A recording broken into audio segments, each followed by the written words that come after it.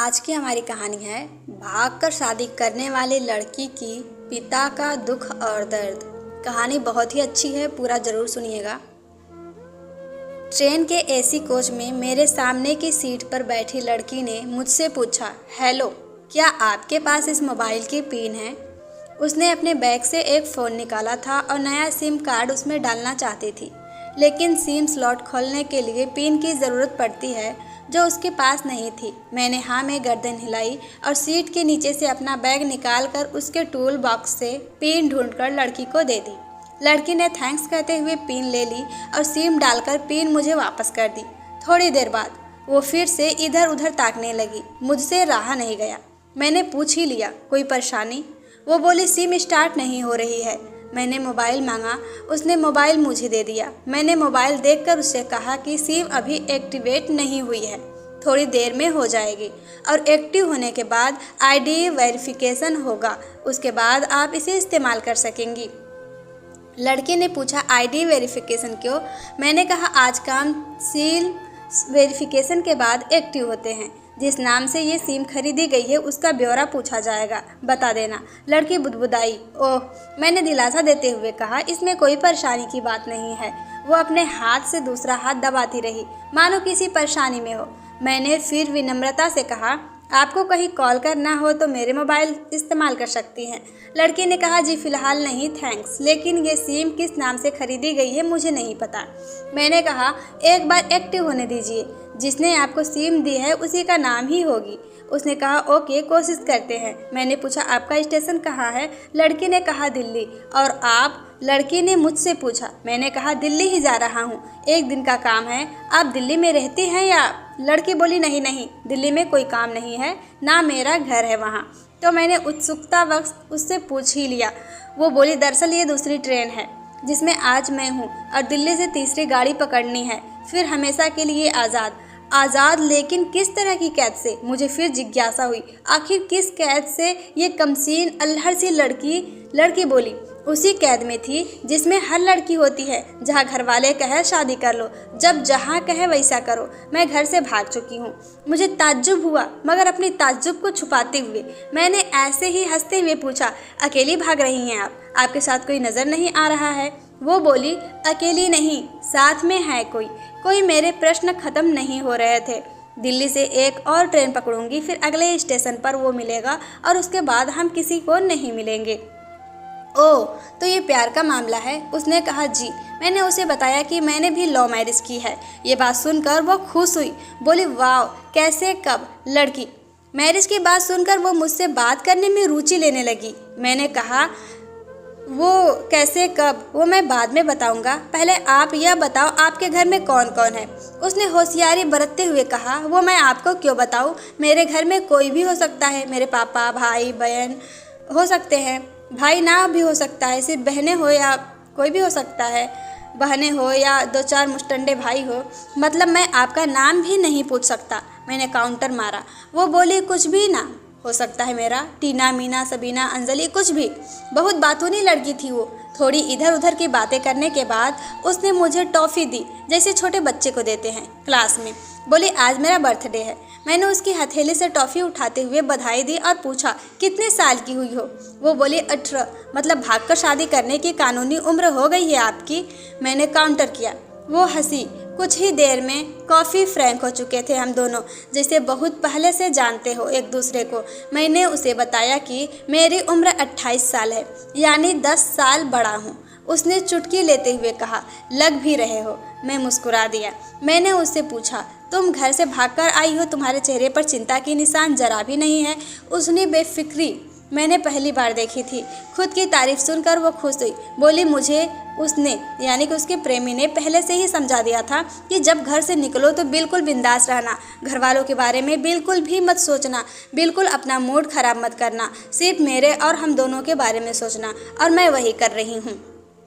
मैंने फिर चुटकी ली। कहा, उसने तुम्हें मुझ जैसा अनजान मुसाफिर से दूर रहने के लिए सलाह नहीं दी? उसने हंसकर जवाब दिया, नहीं, शायद वो भूल गया होगा ये बताना। मैंने उसके प्रेमी की तारीफ करते हुए कहा, वैसे तुम्हारा बॉयफ्रेंड काफ़ी टैलेंटेड है। उसने किस तरह से तुम्हें अकेले घर से रवाना किया, नई सिम और मोबाइल दिया, 3 ट्रेन बदलवाई ताकि कोई ट्रेन ना कर सके। Very talented person. लड़की ने भी हामी भरी, बोली हाँ बहुत टैलेंटेड है वो, उसके जैसा कोई नहीं। मैंने उसे बताया कि मेरी शादी को 5 साल हुए हैं, एक बेटी है 2 साल की, ये देखो उसकी तस्वीर। मेरे फ़ोन पर बच्ची की तस्वीर देखकर उसके मुंह से निकल गया सो क्यूट। मैंने उसे बताया कि ये जब पैदा हुई तब मैं कुवैत में था, एक पेट्रो कंपनी में बहुत अच्छी जॉब थी मेरी, बहुत अच्छी सैलरी थी। फिर कुछ महीनों बाद मैंने वो जॉब छोड़ दी और अपने ही कस्बे में काम करने लगा। लड़की ने पूछा जॉब क्यों छोड़ी? मैंने कहा बच्ची को पहली बार गोद में उठाया तो ऐसा लगा जैसे जन्नत मेरे हाथों में है। 30 दिन की छुट्टी पर घर आया था, वापस जाना था लेकिन जा ना सका। इधर बच्ची का बचपन खर्च हो रहा था, उधर मैं पूरी दुनिया भी कमा लूँ तब भी घाटे का सौदा था। मेरी 2 टके दी नौकरी और बचपन उसका लाखों का। उसने पूछा क्या बीवी बच्चों के साथ नहीं ले जा सकते थे वहाँ? मैंने कहा काफ़ी टेक्निकल मामलों से गुजरकर एक लंबी अवधि के बाद रख सकते हैं। उस वक्त ये मुमकिन नहीं था, मुझे दोनों में से एक को ही चुनना था, आलीशान रहन सहन के साथ नौकरी या परिवार। मैंने परिवार चुना, अपनी बेटी को बड़ा होते देखने के लिए। मैं कुवैत वापस गया था लेकिन अपना इस्तीफ़ा देकर लौट आया। लड़की ने कहा वेरी इम्प्रेसिव। मैंने मुस्कुराकर खिड़की की तरफ देखने लगी। लड़की ने कहा अच्छा आपने तो लव मैरिज की थी, फिर आप भागकर कहाँ गए, कैसे रहे और कैसे गुजारा किया? उसके हर सवाल और हर बात में मुझे महसूस हो रहा था कि ये लड़की लड़कपन के शिखर पर है, बिल्कुल नासमझ और मासूम। मैंने उसे बताया कि हमने भागकर शादी नहीं की और ये भी है कि उसके पापा ने मुझे पहली नज़र में सख्ती से रिजेक्ट कर दिया था। उन्होंने आपको रिजेक्ट क्यों किया? लड़की ने पूछा। मैंने कहा रिजेक्ट करने की कुछ भी वजह हो सकती है, मेरी जाति, मेरा धर्म, मेरा कुल, मेरा कबीला, मेरा परिवार, नस्ल, नक्षत्र, इन्हीं में से कोई काट होती है जिसके इस्तेमाल से जुड़ते हुए रिश्तों की डोर को काटा जा सकता है। बिल्कुल सही, लड़की ने सहमति दर्ज कराई और आगे पूछा फिर आपने क्या किया? मैंने कहा मैंने कुछ नहीं किया, उसके पिता ने रिजेक्ट कर दिया, वहीं से मैंने अपने बारे में अलग से सोचना शुरू कर दिया था। खुशबू ने मुझे कहा कि भाग चलते हैं, मेरी वाइफ का नाम खुशबू है। मैंने 2 टूक मना कर दिया, वो 2 दिन तक लगातार जोर देती रही कि भाग चलते हैं। मैंने मना करता रहा। मैं उसे समझाया कि भागने वाले जोड़ों में लड़के की इज्जत और शान पर कोई खास फर्क नहीं पड़ता, जबकि लड़की का पूरा कुल धुल जाता है। फिल्मों में नायक ही होता है जो अपनी प्रेमिका को भगा ले जाए और वास्तविक जीवन में भी प्रेमिका को भगाकर शादी करने वाला नायक ही माना जाता है। लड़की भगाने वाले लड़के के दोस्तों में उस लड़के का दर्जा बुलंद हो जाता है, भगाने वाला लड़का हीरो माना जाता है। लेकिन इसके विपरीत जो लड़की प्रेमी संग भाग रही है वो उल्टा कहलाती है। मोहल्ले के लड़के उसे चालू किस्ती कहते हैं। बुराइयों के तमाम शब्दकोश लड़की के लिए इस्तेमाल किए जाते हैं। भागने वाली लड़की आगे चलकर 60 साल की वृद्धा भी हो जाएगी, तब भी जवानी में किए उस कांड का कलंक उसके माथे पर से नहीं मिटता। मैं मानता हूँ कि लड़का लड़की को तौलने का ये दोहरा मापदंड गलत है, लेकिन समाज में है तो सही है, ये नज़रिया गलत है, मगर अस्तित्व में है। लोगों के अवचेतन मन में भागने वाली लड़की की भद्दी तस्वीर होती है। मैं तुम्हारी पीठ को छलनी करके सुखी नहीं रह सकता, तुम्हारे माँ बाप को दुख करके अपने ख्वाहिशें पूरी नहीं कर सकता।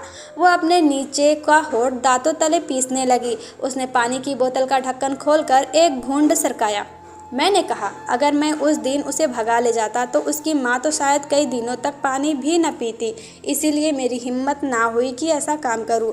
मैं जिससे प्रेम करूँ उसके माँ बाप मेरे माँ बाप के समान है, चाहे शादी ना हो तो ना हो।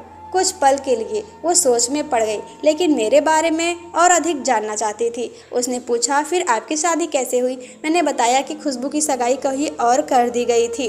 धीरे धीरे सब कुछ नॉर्मल होने लगा था। खुशबू और उसके मंगेतर की बातें भी होने लगी थी फ़ोन पर, लेकिन जैसे जैसे शादी नज़दीक आने लगी उन लोगों की डिमांड बढ़ने लगी। डिमांड मतलब? लड़की ने पूछा। डिमांड का एक ही मतलब होता है, दहेज की डिमांड। परिवार में सबको सोने से बने तोहफे दो, दूल्हे को लग्जरी कार दीजिए, सास और ननद को नेकलेस दो, वगैरह वगैरह। बोले हमारे यहाँ रीत है, लड़का भी इस रीत का अदायगी का पस्तर होता है। वो सगाई मैंने ये केन प्रकरणें तोड़वा डाली कि फिर किसी तरह घर वालों को समझा बुझाकर मैं फ्रंट पर आ गया और हमारी शादी हो गई। ये सब किस्मत की बात थी। लड़की बोली चलो अच्छा हुआ आप मिल गए, वरना वो गलत लोगों में फंस जाती। मैंने कहा ज़रूरी नहीं कि माँ बाप का फैसला ही हमेशा सही हो, और ये भी ज़रूरी नहीं कि प्रेमी जोड़े की पसंद सही हो। दोनों में से कोई भी गलत हो सकता है। मतलब की बात यहाँ है कि कौन ज़्यादा समझदार और वफादार है। लड़की ने फिर से पानी की घूंट लिया और मैंने भी। लड़की ने तर्क दिया कि हमारा फैसला गलत हो जाए तो कोई बात नहीं, उन्हें ग्लानि नहीं होनी चाहिए। मैंने कहा फैसला ऐसा हो जो दोनों को हो, औलाद और माता पिता दोनों की सहमति, वो सबसे सही है। बुरा मत मानना, मैं कहना चाहूँगा तुम्हारा फैसला तुम दोनों का है, जिसमें तुम्हारे पेरेंट्स शामिल नहीं है। ना ही तुम्हें इश्क का असली मतलब पता है। उसने पूछा क्या है इश्क का असली अर्थ। मैंने कहा तुम इश्क में हो, तुम अपना सब कुछ छोड़कर चली आई, ये इश्क है। तुमने अक्ल का दखल नहीं दिया, ये इश्क है। नफ़ा नुकसान नहीं सोचा, ये इश्क है। तुम्हारा दिमाग दुनियादारी के फितूर से बिल्कुल खाली था। उस खाली स्पेस में इश्क इंस्टॉल कर दिया गया है। जिसने इश्क को इंस्टॉल किया वो इश्क में नहीं है। यानी तुम जिसके साथ जा रही हो वो इश्क में नहीं बल्कि होशियारी हीरोगिरी में है। जो इश्क में होता है वो इतनी प्लानिंग नहीं कर पाता है, 3 ट्रेनें नहीं बदलवा पाता है, उसका दिमाग इतना काम ही नहीं कर पाता। कोई कहे मैं आशिक हूँ और वो शातिर भी हो, ये नामुमकिन है। मजनू इश्क में पागल हो गया था, लोग पत्थर मारते थे उसे।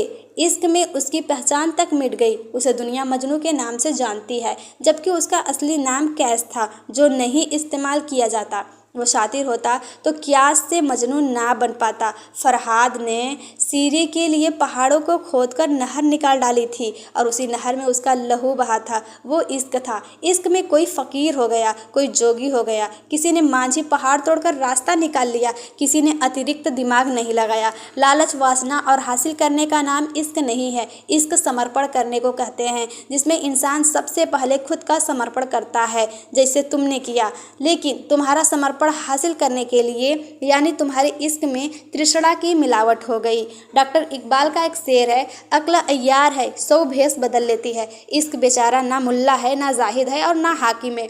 लड़की अचानक से खो सी गई थी। उसकी खिलखिलाहट और लड़कपन एकदम से खामोशी में बदल गया। मुझे लगा मैं कुछ ज़्यादा ही बोल गया, फिर मैंने जारी रखा। मैंने कहा प्यार तुम्हारे पापा तुमसे करते हैं, कुछ दिनों बाद उनका वजन आधा हो जाएगा। तुम्हारी माँ कई दिनों तक खाना नहीं खाएगी, ना पानी पिएगी, जबकि आपको अपने प्रेमी को आजमा कर देख लेना था। ना तो उसकी सेहत पर फ़र्क पड़ता, ना दिमाग पर। वो अक्लमंद है, अपने लिए अच्छा सोच लेता। आजकल गली मोहल्ले के हर तीसरे लौंडे लपाड़े को जो इश्क हो जाता है वो इश्क नहीं, वो सिनेमा जैसा कुछ है, एक तरह की स्टंटबाजी, डेयरिंग है, अलग कुछ करने का फितूर और कुछ नहीं। लड़की का चेहरा का रंग बदल गया। ऐसा लग रहा था वो अब यहाँ नहीं है, उसका दिमाग किसी अतीत में टहलने निकल गया है। मैंने अपना फ़ोन का स्क्रॉल करने लगा, लेकिन मन की नज़र उसकी तरफ ही थी। थोड़ी ही देर में उसका और मेरा स्टेशन आ गया। बात कहाँ से निकली थी और कहाँ पहुँच गई। उसके मोबाइल पर मैसेज टोन बजी, देखा सिम एक्टिव हो चुका था। उसने चुपचाप बैग में से आगे का टिकट निकाला और फाड़ दिया। मुझे कहा एक कॉल करना है। मैंने मोबाइल दिया। उसने नंबर डायल करके कहा सॉरी पापा, और सिसक सिसक कर रोने लगी। सामने से पापा फ़ोन पर बेटे को संभालने की कोशिश करने लगे। उसने कहा पापा आप बिल्कुल भी चिंता मत कीजिए, मैं घर आ रही हूँ। दोनों तरफ से भावनाओं का सागर उमड़ रहा था। हम ट्रेन से उतरे। उसने फिर से पिन मांगी, मैंने पिन दी। उसने मोबाइल से सिम निकाल कर तोड़ दी और पिन मुझे वापस कर दी। दोस्तों कैसी लगी यह कहानी? इस बारे में आपके क्या विचार है हमें नीचे कमेंट बॉक्स में ज़रूर दीजिएगा। Thank you.